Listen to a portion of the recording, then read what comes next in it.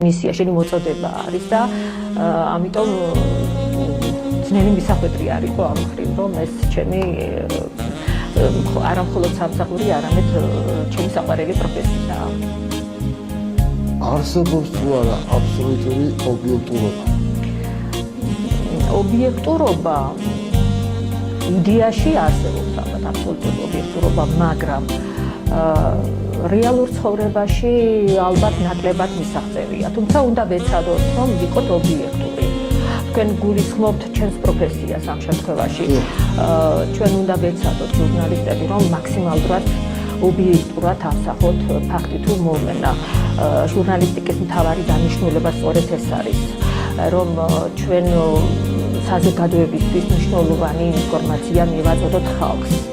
და მივაწოდოთ არა დეзинფორმაცია, არამედ რეალობა ავსახოთ, რაც არსებობს და როგორც აღნიშნე პასუხისმგებლობაზე ეს დიდი პასუხისმგებლობა და საკუთარ თავის მიმართ ქვეყნის წინაშე და საზოგადოების წინაშე რა თქმა უნდა.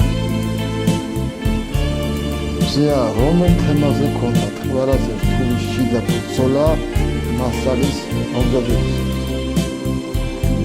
როცა აქტიურ ჟურნალისტიკაში ხარ, რა თქმა უნდა, არის სასიამოვნო თემები და არასასიამოვნო თემები, რასაც გიწევს მუშაობა. დავალებებით როცა აკეთებ სხვადასხვა თემატიკას ეხები და აქედან გამომდინარე ბევრი არასასიამოვნო